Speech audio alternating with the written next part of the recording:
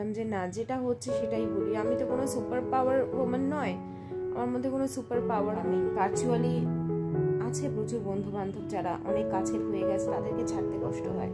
প্রচুর বন্ধু বান্ধব আছে যারা 4-5 বছর আছি। দেখো পুরো শিরাটা জেগে আছে। তোমরা পাশে ছিলে, আছো, থাকবে, তোমাদের খারাপ লাগবে পায়েলকে এই অবস্থায় দেখে, আমি জানি।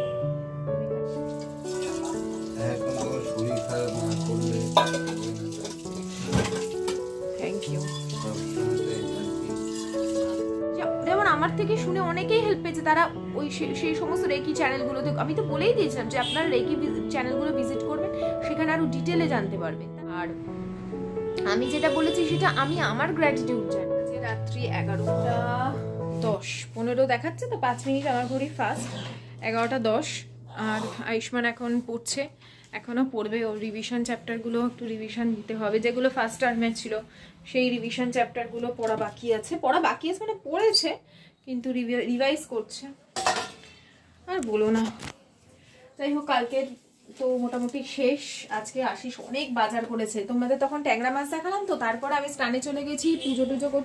তখনও নিয়ে এসছে ভেটকি মাছ এনেছো শুধু, নাকি গো? শুধু ভেটকি মাছ এনেছো? পরে যে মাছ আনলে ট্যাংরা মাছের পর ভাবো, মাছ পুরো ভরে গেল এবার ফ্রিজে আমার। হ্যাঁ, আর চিকেনের অল্প একটু চিকেনের ওই রাখা আছে, তোমার থাই পিসটা থাকে না, ওটাকে বোনলেস করে, বিশ্বাস করো কালকে করেছিলাম চিলি চিকেন না, ওটা হচ্ছে গার্লিক, চিলি গার্লিক আর কি করেছিলাম আমি রাতের দিকে। কালকে তো ব্লগ করিনি, তাই আমি রেসিপি শেয়ার করিনি। এত ভালো হয়েছিল। আর ওই থাই পিসের দিয়ে যদি তুমি চিলি চিকেনও করো না, দোকানে বললে ওরা কেটে দেবে। এত সফট, এত জুসি হয়, মানে আমি বলে বোঝাতে পারবো না। ব্রেস্টের পিস তো আমরা করি সাধারণত, কারণ ওখানে সলিড মাংসটা পাওয়া যায়। থাই পিস থেকে কেটে, মানে কিছু কিছু ভালো ভালো রেস্টুরেন্টে পুরো থাই পিস করে, যেমন আমাদের এখানে আছে গরমেট, ওরা যে চিলি চিকেনটা করে, তাই আশিস বলতো আগে যে ওরা করে এত কি করে সফট হয়। এখন বুঝি যে ওরা না থাই পিসের কিনে আনে। আশিস একবার গেছিল ওদের ওই চাইনিজওয়ালার জন্য, যখন প্রথম চাইনিজওয়ালা খুলেছিল, তখন আশিস গেছিল এই সচিনদের দেখানোর জন্য যে কোথায় হয়, কোথায় জানা হয়, যে কেটে কেটে সব বিক্রি করে প্রফেশনাল, মানে মেশিনের সাহায্যে। কোথায় নিয়ে গেছিলে? কবরডাঙ্গার ওখানে। সে অনেকটা ভেতরে যেতে হয়। ও নিয়ে গেছিল ওদেরকে পুরো আড়তটা দেখাবার জন্য, না মেশিনে, মানে ওখানে স্কিন টিন, ওই যে উইংস, যে স্কিন দেওয়া উইংস। হ্যাঁ হ্যাঁ হ্যাঁ হ্যাঁ হ্যাঁ হ্যাঁ, ওটা উইংস এর সঙ্গে স্কিনটাও থাকে। জানি তো বাবা, আমার জিভে জল চলে আসছে। সব কিছু পাবা, ফ্যাট যে চিকেনের ফ্যাট, হ্যাঁ যেটা দিয়ে ওই তোমার কি বলতো মোমোর ভেতরে দেয়। হ্যাঁ, চিকেন ফ্যাট দেয়, ওই জন্য এত জুসি হয়। আমরা তো আর ব্রেস্টেড পিস দিয়ে করি, আমরা তো আর চিকেন, আমি আবার কি করি বলতো, একটু বাটার দিয়ে দিই। বাটার দিলেও একটু অয়েলি ব্যাপারটা, আমি তো অত জানতাম না প্রথম যখন এরা ওই চাইনিজওয়ালার জন্য গেল, তখন আমি বুঝতে পারলাম যে অ্যাকচুয়াল কি হয়। কিন্তু জানো তো, শেফকে আমি জিজ্ঞেস করেছিলাম যে এত টেস্ট কি করে হয়, কি সস ইউজ করে। বললো না, বললো ওই normal chilli sauce, tomato sauce, soya sauce, এইসব। খালি একটা কথাই বললো যে আমাদের টেম্পারেচারটা মেনটেন করতে হয়, কখনো হাই কখনো লো, কত, ওটা বললো না। ওদের কিছু একটা সিক্রেট আছে। আর কিছু একটা মশলা দেয়, যেটা আমাকে সচিন বললো, কি একটা নাম বললো ফ্লেভারটার, একটু না ওই কেমিক্যাল জাতীয় নামটা।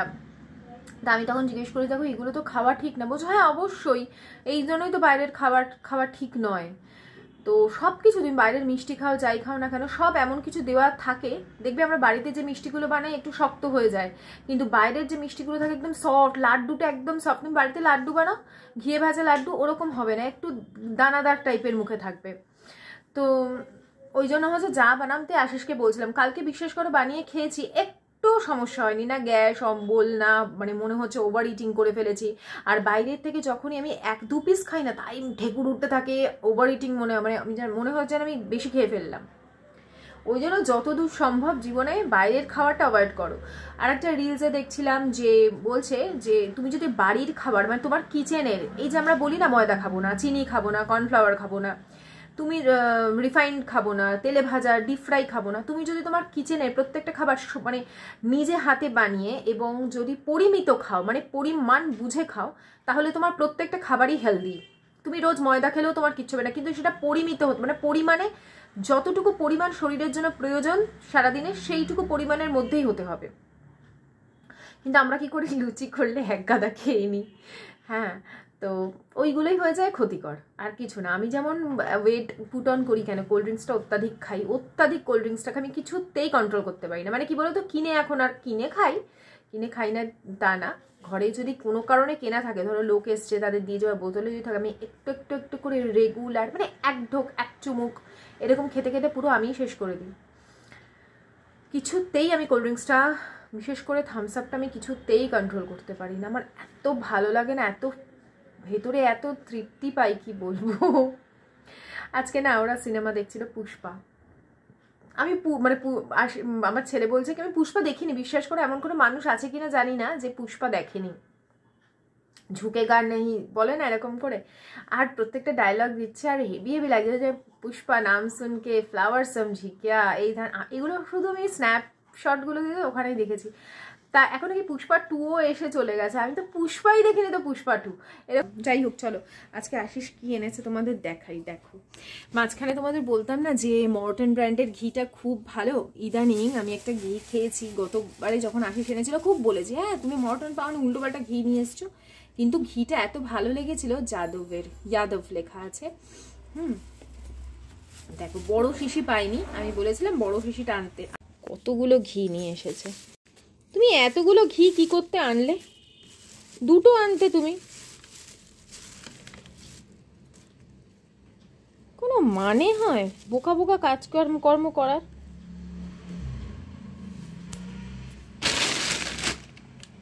তো এই দেখো, এটা এনেছে। আর যেটা আনিয়েছি সেটা হচ্ছে এই যে আমলকি নিয়ে এসেছে। আমলকি কত নিল গো? 1 কেজি? এ বাবা, বেশি নিল, দেখলে বললাম আমি হাফ কেজি। আমি এখানে হাফ বানাবো হচ্ছে মোরব্বা, আর হাফ বানাবো হচ্ছে ক্যান্ডি। আমার বর ভালোবাসে ক্যান্ডি খেতে, আর ছেলে ভালোবাসে হচ্ছে মোরব্বাটা। আমিও মোরব্বা ভালোবাসি। তো এগুলো সব আজকের, আমি এগুলো করতে ভালোবাসি তো। আর দেখো কত কাঁচা লঙ্কা নিয়ে এসেছে, কাঁচা লঙ্কার বোটাগুলো কালকে ছাড়িয়ে রাখবো। এখানে এনেছে হচ্ছে গুড়, এই গুড়টা খুব ভালো গুড়, দাঁড়াও দেখাচ্ছি।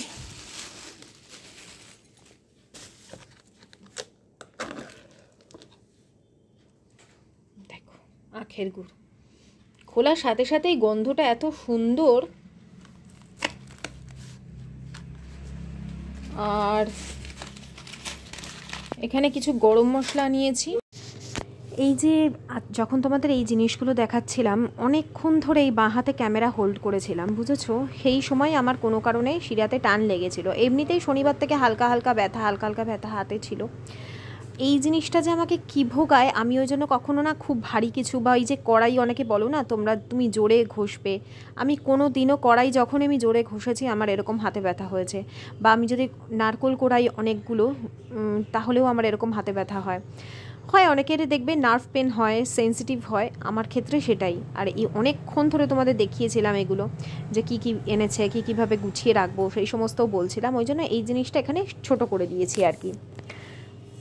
দেখো, এখানে না ওই খুব কড়া টাইপের দাগ পড়েছিল, আমি তুলতে পারছিলাম না। কিছুক্ষণের জন্য এই যে সলিউশনটা বানিয়ে রেখেছি, এই তোমার ভিম জেল, মানে যে ডিশওয়াশার, সেটা, কিছুটা ভিনিগার, কিছুটা জল, আর কিছুটা খাবার সোডা, এটা কিছুক্ষণের জন্য আমি ভিজিয়ে এখানে দিয়ে দিয়েছি। মানে এমনি মুছছিলাম ঘষে ঘষে, তাও উঠছিল না। এটাকে দেখো এমনি কিছুক্ষণের জন্য দিয়ে রেখেছি, একদম ঝকঝকে হয়ে গেল। মানে ঝকঝকে মানে কি, এখনো মুছিনি, হাত দিয়ে ডলছে, এদিকটা দেওয়া হয়নি, তাই উঠলো না। এদিকটা কিছুক্ষণের জন্য দিয়ে রাখলে, দেখছো উঠে যাচ্ছে। একটু ভিজিয়ে রাখতে হবে, এই হচ্ছে ব্যাপার। কিছুক্ষণের জন্য রেখে দাও, অন্তত মিনিট 5 হলে আরও ভালো। আমি তো 2 মিনিটও রাখিনি, তাই উঠে গেল। এক ঘষাতেই উঠে যাচ্ছে। দেখো এইগুলো জাস্ট এক্ষুনি দিলাম, তো আর একটু রাখলে ভালো।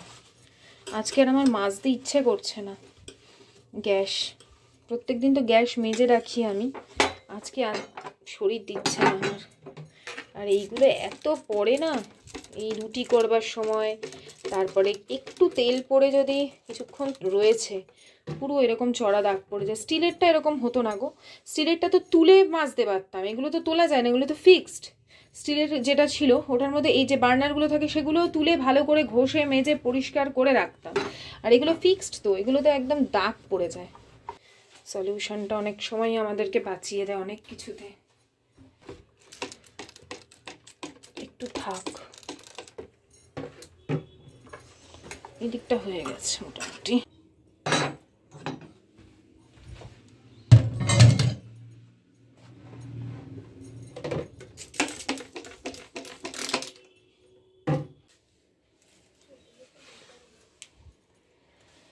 Good morning.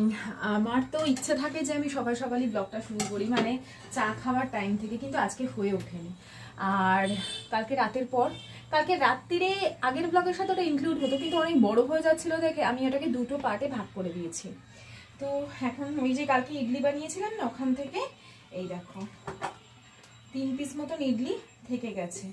তো এটাকে কি করবো বলো তো, ইডলি ফ্রাই করবো। ইডলি ফ্রাই করব আর আয়ুষ্মানের জন্য চাউমিন করব। আজকে লাস্ট ডে এক্সামে, তো করে খেয়ে দেখো। এখন তো ইডলি ডোসার অনেক ধরনের, চিজ ডোসা কত কিছু পাওয়া যায়। হ্যাঁ, তো আমি ওই ইডলি ফ্রাইটা খেতে কিন্তু ভালোই লাগে। কিভাবে করছি তোমাদের শেয়ার করি, দাঁড়াও। আর এদিকে গরম জল বসিয়েছি আমার, কারণ আমি ট্যাঙ্কের জলে আজকে শ্যাম্পু করবো, কালকে শ্যাম্পু করিনি, সানডে ছিল, কালকে শ্যাম্পু করা হয়নি।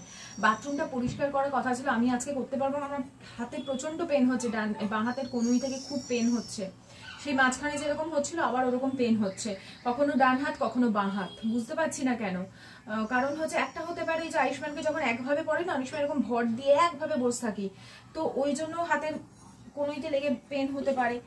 আর খুব খুব কষ্ট, কালকে সারা রাত ব্যথা কষ্ট পেয়েছি, বলিনি দিচ্ছি সব করছি, তারপরেও ব্যথাটা কমছে না। তো এই যে ইডলি যখন ফ্রাই করব না, আমি বাটারে করব, ছোট ছোট টুকরো করে নেব। ভাবলাম যে রুটি করব, রুটি আর কলমি শাক দিয়ে ডাল করবো, ওটা করবো কিন্তু ওটা লাঞ্চে হবে। আপাতত একটু খেয়ে নিই, কারণ খিদে পেয়ে গেছে। এবার স্নান করব, পুজো করবো, এবার খিদে পেলে না আমি ঠান্ডা মাথায় কিচ্ছু করতে পারি না। তো খুবই অল্প, আমার আর আশিসের দুজনেরই করবো, এটা অল্প অল্প খাবো, পরে খিদে পেলে আবার রুটি করে নেবো। নাহলে ওই পুজো করতে একটু সময় লাগে, তো আমি ধীর স্থির ভাবে পুজো করতে পারি না। আর তাড়াতাড়ি আয়ুষ্মান বলেছে, মা আজকে একটু তাড়াতাড়ি আমাকে আনতে যাও। ওদের ওই 12 স্টুডেন্টরা সব আজকে ওদের লাস্ট তো এক্সাম, চলে যাবে, তো ওদের সাথে ফটো টটো তুলবে, বন্ধু বান্ধব তো সব, খুব মন খারাপ ওদের।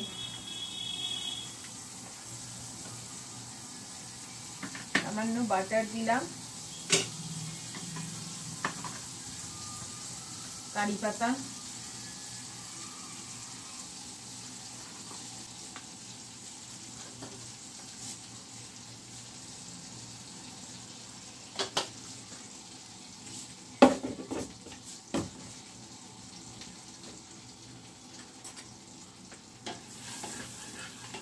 তোমরা চাইলে এর মধ্যে একটু লঙ্কা টঙ্কাও দিতে পারো, আমি আর দিচ্ছি না।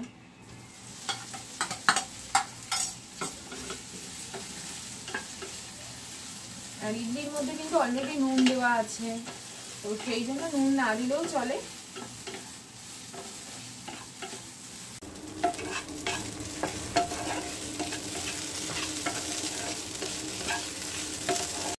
এই ফ্রাইটা করলে না বাটার দিয়েই করবে। আমার খুব আফসোস হচ্ছিল কেন আর একটু বেশি করে আমি ইডলি রেখে দিইনি, এত ভালো লাগলো খেতে, কিছুই না দেখলেই তো সামান্য জিনিসে একদম অন্য রকম।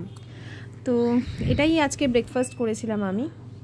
অসহ্য হাতে ব্যথা, অসহ্য বাঁ হাতের ব্যথা আমি সহ্যই করতে পারছি না। আশিসকে দিয়ে কিছুক্ষণ আগে টিপিয়েছিলাম, বোধহয় আরও ওই জন্য ব্যথা বেড়ে গেছে বাঁ হাতের মাসেলসে। দেখো হাতটা আমি সোজাই করতে পারছি না, এত ব্যথা করছে। বলিনিটা লাগালাম, বলিনি লাগাচ্ছি, কন্টিনিউ লাগাচ্ছি, তাও ব্যথা কমছে না। আমার এত যন্ত্রণা, আমার মনে হচ্ছে আমি হাউ হাউ করে কাঁদি। কোনো কাজ করতে পারছি না, কোনো রান্না করতে পারছি না, তার উপরে গ্যাসটা গেছে শেষ হয়ে। আর আমার বর হচ্ছে অতীব দাতাকর্ণ, বুঝেছো তো, গ্যাস কাকে দিয়েছে, এখন গ্যাস জোগাড় করো। আমি কোনো ইন্ডাকশানে রান্না করতে পারি, ইন্ডাকশানে আমি রান্না করতে পারি না, আর হয় না। ভাতটা যদি বা হয়ে যাবে, আমি ভাত আলু সেদ্ধ দিয়ে দিয়েছি, ডিম সেদ্ধ দিয়ে খেয়ে নাও এইবেলা, গ্যাস আগে জোগাড় করুক তারপরে রান্না হবে। এই গ্যাসের সব বার করে রেখেছি ওই জায়গাটা। ভেতরটা তো আমার অনেকটা আমি ইউটিলাইজ করি, কারণ একটু ব্যাকা টাইপের জায়গাটা না, কিচেনটা নষ্ট মানে অনেকটা স্পেস নিয়ে নিয়েছে। তো ওই জায়গাটা আমাকে পরিষ্কার করতে হবে। আমার কিচ্ছু ভালো লাগছে না বলো। আর একটা জায়গা যদি কন্টিনিউ ব্যথা করে, আমি যদি মানে ব্যথা মানে কি বলতো, কামড়াচ্ছে না, অনেক সময় ব্যথায় হাত পা কামড়ায় না, ওরকম না, আমার মাসেলস প্রচন্ড যন্ত্রণা। এটার উপর রাগ উঠে যায় তাকে দেখলে, আমার তো রাগ উঠে যে রাগ পড়ে এইটার উপর, বাবাটার উপর। কোনো দোষ নেই, কিন্তু রাগটা কি ওর উপরেই পড়ে। মানে যত কষ্ট আমার এর জন্য, কি কখন এটাকে বিয়ে করেছিলাম আমার মনে হয়, জানো তো। হাতে ব্যথা হোক বা যাই হোক, কখনো কখনো তো বসে শুয়ে থাকা যায় না, তাই না? দুপুরবেলাটা অত্যাধিক, এই সময়ও আমার অত্যাধিক কষ্ট হচ্ছে। তারপরে ওই যে সিলিন্ডারটা আমি টানিনি, ওটা আশিসই আজকের করবে, ওকে ফোন করেছি। কারণ আমার যে হাতের অবস্থা, এর ওপর যদি আমি করতে যাই আমার আরও বেশি পরিমাণে ব্যথা স্টার্ট হবে। ওই জন্য ভেতরটা ভালো করে, সচরাচর এখানটা ঝাঁটা পড়ে না, সেই জন্য যখন সিলিন্ডারটা চেঞ্জ করি তখন এই জায়গাটা ভালো করে ঝাড় দিয়ে পরিষ্কার করে নিই। আর এখানে ওই যে বিরিয়ানির হাঁড়ি, ডেচকি বড় বা অন্যান্য এক্সট্রা কড়া, ঝুড়ি এইগুলো থাকে। আর মিক্সির যে বড় জারগুলো আলাদা আলাদা, মানে যেটাতে ধরো এই ইডলির ব্যাটারের জন্য একটা আলাদা জার থাকে, তারপরে লস্যির জন্য একটা আলাদা জার থাকে, সেগুলোকে আমি ওইখানে রাখি। আর এই সময় না আমার এত অসহ্য কষ্ট হচ্ছে, আমি আয়রনটাকে একটু গরম করে তারপরে কাপড় দিয়ে দিয়ে সেঁক দিচ্ছিলাম। যে আশিস ভাত বাড়ছে ওদিকে, আর একটু দই কিনে আনলো। গ্যাস এসে গেছে, কিন্তু আমি ওই ভাত করে রাখলাম আলু সেদ্ধ দিয়ে, আর ডিম সেদ্ধ বসিয়ে দিয়েছিলাম ইন্ডাকশানে। ভাতটা হয়ে গেছিলো কোনো ক্রম, আর আমি যে এখনো পর্যন্ত সেঁক দিয়ে যাচ্ছি, এটাকে অফ করে করে মানে কাপড় দিয়ে দিয়ে অনেকটা রিলিফ হচ্ছে। আর এরপরে দুপুরে কি করব বলো তো, খাওয়া দাওয়া হয়ে যাওয়ার পর বলিনিটা দিয়ে ক্রেপ ব্যান্ডেজটাকে আস্তে করে বেঁধে রাখতে হবে। দেখি বলিন দিলে কমে যায়, আমার রাতারাতি কমে যায়। আমি কালকে রাতে লেপে লেপে দিলাম, আমার কিন্তু রাতারাতি কমে যায় কেন। আর কি রাত্রিবেলা ঘুমের মধ্যে না ভিতরে যেন আমার শুল বেদনা হচ্ছে, শুল বেদনা। আমি ইন্ডাকশানেই ভাত, আলু সেদ্ধ, পরে ডিম সেদ্ধ ইন্ডাকশানে করে নিয়েছি। তারপরে আশিস গ্যাস নিয়ে এসেছিলো, কিন্তু আর ওই সময় কিছু রান্নাবান্না করার মতন ইচ্ছাও নেই। আর মাঝে মধ্যে না এই আলু সেদ্ধ ডিম সেদ্ধ দেখবে তৃপ্তি করে খাওয়াও যায়। তারপরে যথারীতি সারা দুপুরটা আর কি গেছে যন্ত্রণায়। আমি এভাবে ভিডিও করব সাধারণত, যাই হয়ে যাক, আমি খুব বেশি না নিজেকে মানে ইয়ে করি না যে আমার ব্যথা হয়েছে, কষ্ট হয়েছে। কিন্তু আজকের আমি ব্যথাটা তোমাদের দেখাতে পারছি কিনা জানি না। এই দেখো শিরায় টান ধরে গেছে, বুঝতে পারছো? সাধারণত কখনো আমি ভেঙে পড়ার মেয়ে নই, ভেঙে এখনো পড়িনি, কমে যাবে ব্যথা। আমার কেন ব্যথা হয়েছে আমি এখন ধরতে পেরেছি। এই যে এতক্ষণ হাতটা, এই যে এই হাতটা যে এরকমভাবে ধরে এডিটিং করছি, আমি যখন রাতে এডিট করি, বসে করি, আবার কোনো শুয়ে এইভাবে এডিট করি, এবার শুয়ে শুয়ে একটা এডিট হাতটা ওপর দিকে করে নিয়ে এডিট করাটা, তখন তো হাতের ওপর প্রেশার পড়ে, সেরকমই বেকায়দায় হয়েছে কখনো। আর এইটা 2-3 দিন ধরে ব্যথাটা আস্তে আস্তে অল্প অল্প অল্প অল্প করে বাড়ছে। আমি ওদের পাত্তা দিইনি, গুরুত্ব দিইনি, সেই নিয়ে বাসন মাজি, সেই নিয়ে সব কিছু করছি। আর আমার চোখটাকে ইগনোর করো, আমি এত কেঁদেছি প্রথমত ব্যথার চোটে, এখন একটু কম আছে। বলেনি দুপুরবেলা সারা দুপুর লেপে লেপে লাগিয়েছি, আর কাজল পরেছিলাম তো, চোখটা ডলে ডলে চোখের তলায় পুরো কালি পড়ে গেছে। খুব খুব ব্যথায় কষ্ট হচ্ছিল। হয়েছে তো বললামই তোমাদের 2-3 দিন, বোধহয় আজকে সোমবার, তো আমার মনে হয় শনিবার থেকে আমার ব্যথাটা হচ্ছে। রোববার তো আমি এমনি ব্লগ দিইনি। হাতের আজকে সোমবার না, সরি, হ্যাঁ আজকে সোমবার, শনিবার থেকেই হচ্ছে। তার মধ্যে বাসন টাসন ধুয়েছি, সবই করেছি। দেখো পুরো শিরাটা জেগে আছে। তো এই হচ্ছে এখন আপডেট। কোনোদিন ভাবিনি, আমি ভেবেছিলাম বিকেলে ব্যথা কমলে আর কাউকে কিছু বলবো না, যা হয়েছে হয়েছে, আমি ব্লগটা কন্টিনিউ করব। কিন্তু ভাবলাম যে না, যেটা হচ্ছে সেটাই বলি। আমি তো কোনো সুপার পাওয়ার ওম্যান নয়, আমার মধ্যে কোনো সুপার পাওয়ারও নেই। যখন ভগবান ভালো রাখেন, সুস্থ রাখেন, তখনও দেখো। যখন ভগবান, শরীর থাকলে তো অসুস্থ হবেই, আবার ঠিকও হয়ে যাবে। আজকের ইচ্ছে নেই, পরীক্ষা শেষ হয়ে গেছে, কে পড়তে যেতে চায় বলো? কিন্তু পড়া তো ওদের ক্লাস, মানে টিউশন ক্লাস তো আর মিস করা যায় না, না? বড় হয়ে গেছে, টিউশন ক্লাস থাকলে ক্লাসে যেতেই হয়, বিশেষ করে ম্যাথস ক্লাস, ইংলিশ ক্লাস, এগুলো তো মিস করা যায় না। হয়তো সেরকমভাবে আজকে সেরকম চাপের কিছু হবে না, গল্প হবে, আড্ডা হবে, সেটাও তো একটা ওদের এন্টারটেনমেন্ট। বাড়িতে টিভি দেখার থেকে, যেমন স্কুল থেকে এসে খেলতে গেছিলো, 2 ঘন্টা খেলে এসছে, আর বাড়িতে টিভি দেখার থেকে সারাক্ষণ বক বক বক্সের মধ্যে বসে ছেলেটা গেমিং চ্যানেলগুলো বক বক বক বক কন্টিনিউ, মাথা খারাপ করে দেবে। ওই দেখার থেকে আমার মনে হয় পড়তে যাওয়া, গিয়ে গল্প টল্প বন্ধুদের সাথে করা ভালো। যাওয়ার ওর ইচ্ছে ছিল না, আমিও চাইলে কামাই করাতেই পারতাম, কিন্তু ওই করবে। যাই হোক, এখন ভাবলাম যে শুধু কামাই করব কেন, এমনিই প্রচুর কামাই করি আমি। এখন আর সত্যি কোনো বিষয় আমার এফোর্ট দিতে ভালো লাগে না।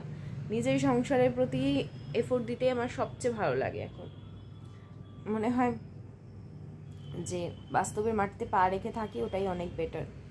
কারণ ভার্চুয়ালি আছে প্রচুর বন্ধুবান্ধব যারা অনেক কাছের হয়ে গেছে, তাদেরকে ছাড়তে কষ্ট হয়।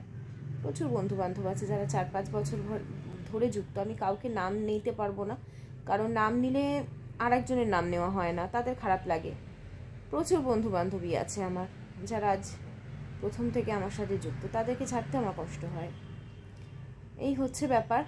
আর এতদিন ধরে কয়েক হাজার আমার ভিডিও আছে চ্যানেলে, সব কিছু একেবারে ছেড়ে দিতেও কষ্ট হয়। লাইফে আপস অ্যান্ড ডাউনস আছে, জানি। তোমরা পাশে ছিলে, আছো, থাকবে। তোমাদের খারাপ লাগবে পায়েলকে এই অবস্থায় দেখে, আমি জানি, খুবই খারাপ লাগবে। তোমরা বলবে পায়েল কেন ভিডিও বানাচ্ছ।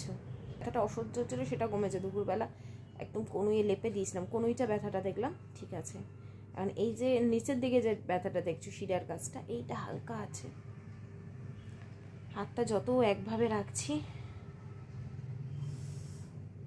দেখো না, মোটা করে, বুঝতে পারছো কত মোটা করে আমি পলিনিটা দিয়েছি।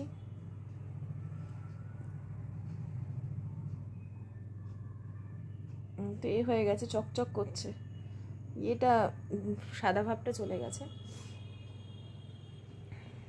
এই উঠবো আমি, একটু বাদে উঠবো, না উঠলেও হয় না। তোমাকে একটু দেখাবো তুমি কি করছো। চোখগুলো ফুলে গেছে কেমন, দেখো আজকের কিচেনের কি অবস্থা। এগুলো সব ও এসে করলো, বললো একটুখানি মাংস এনে ওই করবে, আমি কিছু আজকের করছি না। আর এই দুপুরবেলা যে সেদ্ধ ভাত টাত করেছিলাম, ওই অবধিই আমার ক্ষমতা হয়েছে, তারপর আর কিছু করতে পারিনি। ভাতটাও বেড়েছে ও, তোমরা দেখলে পাবো, গুছিয়ে কাজ করে, কত করতে সবই পারে। আর যখন এমনি সময় বলবো আমি এগুলো পারি, এখন করছো কি করে? এখন তোমার শরীর খারাপ না করলে হবে না, তাই করছি। Thank you. সবসময় তো এনার্জি ভালো লাগে না না, সত্যি তো, তুমি করবেই বা কেন? সারাদিন বাইরে এত থাকো, পরিশ্রম করো। এখন একটু বেটার লাগছে। ওই কয়েকটা কোড আছে না, কোডগুলো বার করে হাতে লিখলাম। দেখো আমি না কালকের তোমাদের দেখিয়েছিলাম না সেন্ট এক্সপেডাইটের যে ফটো, আমি তো আজ না প্রায় 2 বছর হয়ে গেছে যে আমি ওনার ব্যাপারে জেনেছি। আমি নামও বলছি, আমাকে যে মানে যে বান্ধবী আর কি, আমি তো তোমাদের সকলকে বান্ধবী হিসেবেই দেখি, সে বড় হোক ছোট হোক, আমি বান্ধবী হিসেবেই তোমাদের বলি না। আমি কখনো, আমাকে একজন বলেছিল তুমি তো কখনো দিদি ভাই বলো না। আমি কেন দিদি ভাই বলবো আমাকে? হ্যাঁ, সবাই সব ইউটিউবাররা হয়েছে দিদি ভাই, আমি কারো দিদি ভাই নই, আমি সবার বন্ধু, বড় ছোট নির্বিশেষে বন্ধু। তো আমি না আমার হাজব্যান্ডকে দাদা ভাই তোমাদের বলি, তোমাদের দাদা ভাই আমি বলি, তোমাদের আশিসদা। আমি এ কথাই প্রথম থেকে বলি, যেরকম আমার আর বন্ধুরা বলে আশিসদা করে, আমি মনে করি তোমাদেরও আশিসদাই হবে। যারা বড় হয় তারা আশিস বলে, আর যারা ছোট বা আমার সমবয়সী তারা আশিসদাই বলে সম্বোধন করে। তো আমি সেদিন তোমাদের একটা রিলসে বললাম না যে যখন তোমাদের উইশ মনে হবে ফুল, এগুলো আমি রিল থেকেই জেনেছি। আর কোন বান্ধবী আমাকে বলেছে যে আমার তার সাথে আমার মুখোমুখি কোনোদিন দেখা হয়নি, তার নাম সমৃতা, সেই আমাকে বলেছিল ওই গ্রুপে, প্রিয়াঙ্কাদের গ্রুপ, হয়তো ফেসবুকে অনেকেই জানবে, অ্যাস্ট্রোলজার প্রিয়াঙ্কাদের গ্রুপে। আমি তখন এইসব ব্যাপারে কিছুই জানতাম না, কিচ্ছু না। ও আমাকে যখন ওই যে রিচ কোডটা বলেছিল আমার পার্সটা পাওয়ার পর আমার অগাধ বিশ্বাস হয়ে গেল। এগুলো আর আমি কখনো বলবো না আমার ভিডিওতে। তার কারণ সে বলছে আমি নাকি এই ফেসবুক ইউটিউবে একজন দাদা আছে না, তার ভিডিও আমি পরে জেনেছি, মানে আমি সেন্ট এক্সপেডিটেকে যখন কেক দিলাম আর কি, গ্র্যাটিটিউড জানালাম, এটা আমি তো বললামই তোমাদের, প্রিয়াঙ্কাদের পেজ থেকে জেনেছি, তাকেই আমি সব কিছু মানি। আরও একটা গ্রুপ আছে সেখানেও আমি অঞ্জলি দিই, হয়তো অনেকেই জানবে। এনারা ফেসবুকে খুব ফেমাস, তো আমি ওখান থেকেই জেনেছি। আমাকে জোর জবরদস্তি দুজন মিলে এসে বলে গেল আমি ওই দাদার থেকে, যিনি ইউটিউবে খুব, হয়তো তোমরা চিনবে, আমি নাম বলছি না যেহেতু আমি ইউটিউবার, আমি নাম বলছি না, কিন্তু তার সাথে তোমার কোনো শত্রুতা নেই। আর তিনি যদি আমার তার থেকে দেখেও যদি আমি শিখেও যদি করতাম, তাতেও আমার কোনো রকম বলতে অসুবিধা হতো না, বা তার প্রতি ধন্যবাদ জ্ঞাপন করতে আমার কোনো অসুবিধা হতো না। আমি কি রেকি মাস্টার নাকি যে ওটাকে আমি কন্টেন্ট বানাবো? বলো, আমাকে বলছে চুরি করেছো তুমি, তাহলে তো একটা রেসিপি ইউটিউব দেখে আমরা যদি শেয়ার করতে যাই, তাহলে তো সেটাও আমরা বলতে গেলে চুরি। আমার কন্টেন্ট, কত বন্ধুরা কত নতুন চ্যানেল খুলেছে, তারা, আমি বুঝতে পারি যে তাদের আমার কন্টেন্ট ভালো লাগে, আমার কথাবার্তা ভালো লাগে, তারা আমার মতন করে কথা বলে, আমার মতন করে টাইটেল ইউজ করে, আমি তো তাতে খুশি হই। আমি কখনো মনে করি না যে তারা আমার কন্টেন্ট নিয়ে নিচ্ছে। ইউটিউবটা তো কারোর, মানে একমাত্র যেগুলোতে তোমার থাকে, আমার তো হুবহু বসিয়ে দিয়েছে। আমার যেটা ফার্স্ট ভাইরাল ছিল না, কি বলে, আমার যেটা প্রথম ভিডিও ভাইরাল হয়েছিল না, যে ভোরবেলা উঠে কিভাবে কাজ করি, সেইটার তো পুরো বসিয়েছে, পুরো টাইটেল প্লাস আমার কথাগুলোও বসিয়ে দিয়েছে, যে এনার্জি নিয়ে, কারণ আমিও ভিডিও দেখেই এনার্জি পাই, পুরো কথা বসিয়ে দিয়েছে। তাও আমি কি কখনো মনে হয়নি যে আমারটা কপি করেছে। তারপর আমি তাকে বললাম যে আমি কেন তারটা কপি, আমি তো এই দিদির কাছ থেকে, আমাকে বলছো তুমি মিথ্যা কথা বলছো, যে কেউ ধরতে পারবে যে তুমি কার। আরে তুমি ইউটিউবে সার্চ করো সেন্ট এক্সপেডিট সম্পর্কে, কত ইংলিশে আছে, মানে ফরেন কান্ট্রি থেকে তারা করেছে সেন্ট এক্সপেডিটকে নিয়ে ভিডিও। আমাদের মানে এই যে অ্যাস্ট্রোলজার যে প্রিয়াঙ্কাদির কথা বলছে, তারও চ্যানেল আছে, তিনি হয়তো ভাইরাল নয়, তিনিও করেছেন, আরও কত আছে। এছাড়া গুগল করলেই তো খুললেই দেখতে পাওয়া যায়। সেখানে আমার হয়েছে, আমার সাথে যেটা হয় আমি সেটা বলতে পারবো না, এটা কোনো কথা বলো? হ্যাঁ, আমি তাকে তারপর রিপ্লাই দিয়েছি। আর আমি যদি কোনো কিছু গ্র্যাটিটিউড জানানোর জন্য আমার দর্শক বন্ধুদের বলি যে এইটা আমার সাথে হয়েছে, আমি এরকমভাবে, আমি যেমন আমার থেকে শুনে অনেকেই হেল্প পেয়েছে, তারা ওই সেই সমস্ত রেকি চ্যানেলগুলোতে, আমি তো বলেই দিয়েছিলাম যে আপনারা রেকি চ্যানেলগুলো ভিজিট করবেন, সেখানে আরও ডিটেলে জানতে পারবেন। তারা ভিজিট করে আরও ডিটেল জেনেছে, কিন্তু আমাকেও গ্র্যাটিটিউড জানিয়েছে, পায়েল তোমার থেকে জেনে আমরা আরও শিখে আমরা করেছি, তাতে অসুবিধার তো কিছু নেই। ওই জন্য আমি ভেবেছি এগুলো আর বলবো না, কারণ সত্যি বলতে কি বলে আমার তো, দেখো এই কোড ফোড তো আমি বলতে পারবো না, কারণ এগুলো যারা তৈরি করেন তাদের, এগুলো তো আমি বলবো না, এগুলো তোমাদেরকে আবিষ্কার করতে হবে, বের করতে হবে। আর আমি যেটা বলেছি সেটা আমি আমার গ্র্যাটিটিউড জানিয়েছি। আর আমাকেও তো ও সমৃতা রিচ কোডটা বলেছিল যে তুমি করো, আমি উপকার পেয়েছি, আবারও উপকার পেয়েছি, আবারও উপকার পেয়েছি, তোমাদের বলেছি তোমরাও উপকার পেয়েছো, তা এটা কি ভালো জিনিস না? এটার মধ্যে কি খারাপ আছে? কিছু মানুষ থাকেই না যে তোমাকে কি করে নিচে নামাবে, নিচে আরও, আমি স্ক্রিনশটও রেখে দিয়েছি, যদি কখনো মনে হয় আমার কি দরকার, আমার সাথে আমি কেন ওই ধরনের ভিডিও করব? আমি কি ওইসব বুঝি না? আমি ওইসব করি? হ্যাঁ, আমি নিজে একজন সাংসারিক মানুষ, পুজো আচ্ছাও তোমাদের সাথে শেয়ার করি, বুঝতে পারি না, ওই জন্য আমি এগুলো আর তোমাদের দেখাবো না। তোমরা অনেক সময় জিজ্ঞেস করো, তাই আমি আজকে পরিষ্কার বলে দিলাম যে এই কারণে আমি আর এই সমস্ত বিষয় দেখাবো না। কিন্তু যখন আমার এঞ্জেল আমার কোনো উইশ পূরণ করবেন, তখন যখন আমি তাকে গ্র্যাটিটিউড জানাবো, তখন আমি তোমাদের বলবো যে আমি গ্র্যাটিটিউড জানাবো, ওরই একটা উইশ পূরণ হয়েছে। কারণ আমি যত মানুষকে বলবো আমার পরবর্তী উইশ তত তাড়াতাড়ি পূরণ হবে, সেটা তো আমি বলবোই। তো একটা দিন মাঝখানে পুরো রেস্ট নিয়েছি, গতকাল অবধিও আমার শরীর খুব খারাপ ছিল, মঙ্গলবার ছিল গতকাল, তোমাদের সাথে রবি আর সোমবারের ব্লগ আমি শেয়ার করলাম। খুবই শরীর, কালকেও প্রচণ্ড ব্যথা ছিল, আজকের থেকে আমি একদম ঠিক আছি। তো তোমাদের ভাবলাম আপডেট দিয়ে দিই, কারণ তোমরা ব্লগ দেখে ভাববে হয়তো পায়েল এখনও অসুস্থ আছে, না, এখন একদম ঠিকঠাক আছি। ওই হয় না অনেক সময় শিরার ওপর শিরা উঠে যায়, আর সবসময় তো হাত দুটোর ওপর আমরা সবসময় হাত দুটো দিয়েই আমাদের চলছে, প্লাস সারাদিনের পরিশ্রমের পর যখন অতক্ষণ মোবাইলটা ক্যারি করে এরকম ধরে থাকতে, আর আমি যেটা দিয়ে ব্লগ করি না, সেটা অসম্ভব ভারী ফোন। স্যামসাংয়ের ফোন এমনিই ভারী হয়, এটা অত্যাধিক ভারী ফোন, অতক্ষণ ক্যারি করে রাখলে হাতের এমনি শিরা উঠে যাবে, এতটা প্রবলেম হয়। তো যাই হোক, এখন একদম ঠিক আছি। আশা করছি আগামীকালও ঠিকঠাক মতন ব্লগ দিতে পারবো, যদিও পরের ব্লগ এখনও শুরু করিনি, জানি না কখন শুরু করবো, আদৌ শুরু করবো কি না। তো এই চলো আজকের মতন বন্ধুরা আমি শেষ করছি। সকলে খুব ভালো থেকো, টাটা বাই বাই, সায়োনারা।